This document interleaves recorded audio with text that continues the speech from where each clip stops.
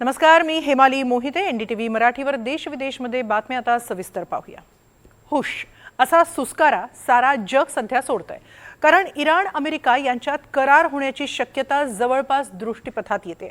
गेले काही दिवस सातत्याने यात चढउतार, हो नाही, अनेक ट्विस्ट असं सारं काही घडत होतं. ट्रम्प यांचे इशारे, त्यावर इराणचे प्रतिइशारे, त्यामुळे अत्यंत स्फोटक परिस्थिती निर्माण झाली होती. जगाचं सारं लक्ष पश्चिम आशियातल्या वेगवान घडामोडींकडे होतंच. आणि आताही खरंच इराणनं एक पाऊल मागे घेतलं की केवळ अमेरिकेच्या ट्रम्प यांचाच पुन्हा कोणता तरी पोकळ दावा आहे? त्यामुळे सुस्कारा सोडला असला तरी तो क्षणिक ठरण्याची ही भीती आहे. नेमकं काय घडतंय पाहूया एक रिपोर्ट.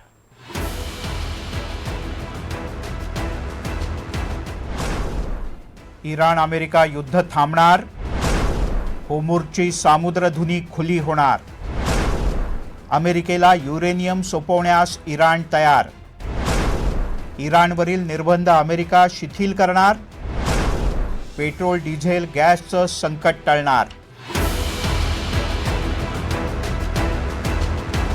असे अनेक प्रश्न निर्माण होण्यामागचं कारण म्हणजे पश्चिम आशियातून आलेली गुड न्यूज, ज्याची भारतासह सगळं जग आतुरतेनं वाट पाहतंय. ती बातमी म्हणजे इराण अमेरिकेतल्या युद्धबंदीचा करार कधी होणार याची.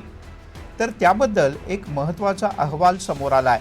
तो असा की अमेरिका आणि इराण यांच्यात एक मोठा करार झालाय. ॲक्सिओस न्यूजच्या वृत्तानुसार अमेरिका आणि इराण 60 दिवसांच्या ऐतिहासिक युद्धविराम करण्याच्या अगदी उंबरठ्यावर उभे आहेत. खुद्द ट्रम्प आणि इराण यांनी तसे संकेत दिले होते. आमचा उद्देश सर्वप्रथम कराराचे मसुदे समजून घेण्याचा होता. त्यात 14 मुद्दे आहेत. आम्हाला हे आमच्यावर लादलेलं युद्ध थांबवण्यासाठी हे मुद्दे महत्त्वाचे आहेत. आणि गेल्या काही वेळात म्हणजे 30 ते 60 दिवसांच्या दरम्यान आम्ही सविस्तर चर्चा केली आहे. आता अंतिम कराराच्या जवळ पोहोचलोत. आता सर्व मुद्दे अंतिम करण्याच्या टप्प्यावर आलो आहोत.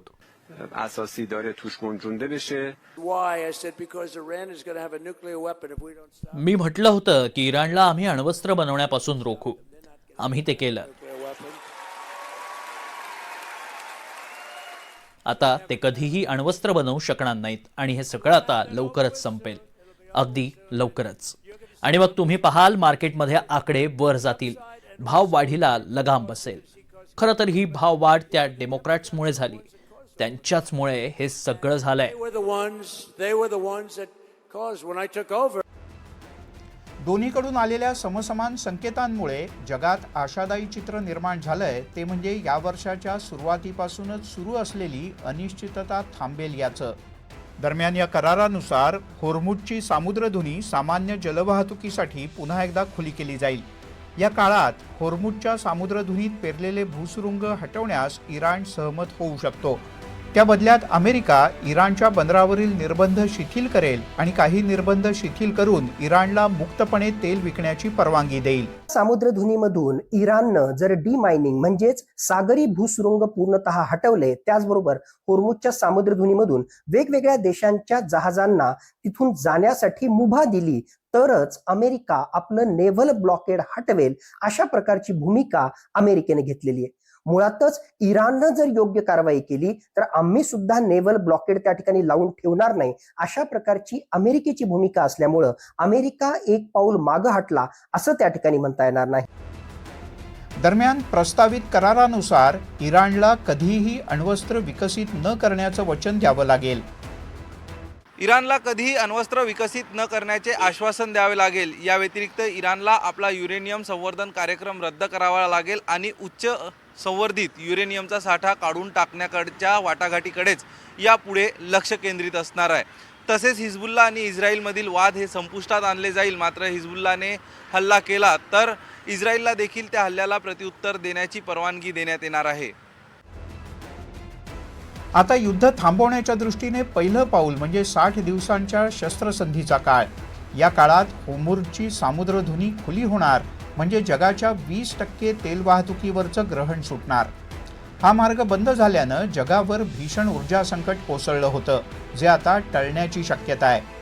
आंतरराष्ट्रीय स्तरावर साधारणतः $70 प्रति बॅरल एवढ्या तेलाच्या किमती होत्या, ज्या आज घडीला $100 प्रति बॅरलच्या पेक्षा सुद्धा जास्त वाढलेल्या आहेत. म्हणून ही एकूण परिस्थिती पाहता आणि जगाच्या सप्लाय चेनवर ज्या प्रकारे याचा विपरीत परिणाम झालेला आहे, त्याचबरोबर कतर आणि अरब राष्ट्रांच्या महत्त्वाच्या ऑइल इन्फ्रास्ट्रक्चरवर त्याचबरोबर LNG प्रोडक्शन फॅसिलिटीजवर जबरदस्त हल्ले केल्यामुळे त्यांचं जे प्रचंड प्रमाणामध्ये नुकसान झालेलं आहे, या सगळ्या गोष्टींचा एकत्रित विचार करता ग्लोबल ऑइल सप्लाय लाईन इतक्या लवकर पूर्ववत होईल अशी शक्यता खूप कमी आहे आणि खरोखरच तेलाच्या किमती पूर्ववत होण्यासाठी आणि एकूणच सप्लाय चेन रिस्टोर होण्यासाठी कमीत कमी 7 ते 10 महिन्यांचा कालावधी सुद्धा त्या ठिकाणी लागू शकतो. अर्थात हा करार सहजासहजी झालेला नाही. इराण आणि अमेरिकेला सुद्धा झुकवण्यासाठी पडद्यामागे प्रचंड मोठं जागतिक राजकारण आणि मुत्सद्देगिरी चालली आहे. इराण आणि अमेरिकेला वाटाघाटीच्या टेबलवर आणण्यासाठी 12 मोठ्या घडामोडी कारणीभूत ठरली आहेत. अमेरिकेनं इराणची चोहोबाजूनी केलेली नाकेबंदी, युरोपियन संघानं इराणवरचे निर्बंध हटवण्यास दिलेला नकार, इराणच्या होर्मुझवरील नियंत्रणावरून युरोपियन देशांनी घेतलेली नाराजीची भूमिका, आर्थिक कोंडी झाल्यानं इराणवरचा वाढलेला दबाव यासह नाटो देशांच्या परराष्ट्र मंत्र्यांनी स्वीडनमध्ये केलेली बैठकसुद्धा महत्त्वाची ठरली. याबरोबरच 2 दिवसीय बैठकीत इराणच्या मुद्द्यावरून अमेरिका आणि काही युरोपीय देशांमध्ये उघडपणे समोर आलेले मतभेद त्याला कारणीभूत ठरले आहेत. त्यापूर्वी अमेरिका आणि नाटो देशांमध्ये निर्माण झालेला तणाव आणि त्यावरून अमेरिकेवर आलेला दबाव, कतार आणि UAE सारख्या देशांनी इराणवर पुन्हा हल्ला न करण्याची अमेरिकेला घातलेली गळ ही निर्णायक ठरल्याचं बोललं जात आहे. ट्रम्प यांनी चीनचा दौरा केला आणि त्यात इराणच्या मुद्द्यावर सखोल चर्चा झाली. त्या पाठोपाठ रशियाच्या पुतीन यांनी सुद्धा चीनचा दौरा केला. पाकिस्तानकडून सुरू झालेली मध्यस्थी आणि त्याला इतर अरब राष्ट्रांनी नाराजीनं का होईना पण दिलेला पाठिंबा, या सगळ्यात आणखीन एक महत्त्वाचा वाटा होता तो अमेरिकेच्या शस्त्रसाठ्यात हळूहळू निर्माण होत असलेला तणाव. थोडक्यात सांगायचं तर जगातल्या अनेक देशांचा दबाव, आर्थिक कोंडी आणि ऊर्जेचा जागतिक तुटवडा यामुळे अखेर अमेरिका आणि इराण या दोन्ही देशांना 2-2 पावलं मागे जावं लागलंय. 60 दिवसांचा हा शस्त्रसंधीचा काळ भविष्यात कायमस्वरूपी शांतता प्रस्थापित करणार का याकडे जगाचं लक्ष लागलंय.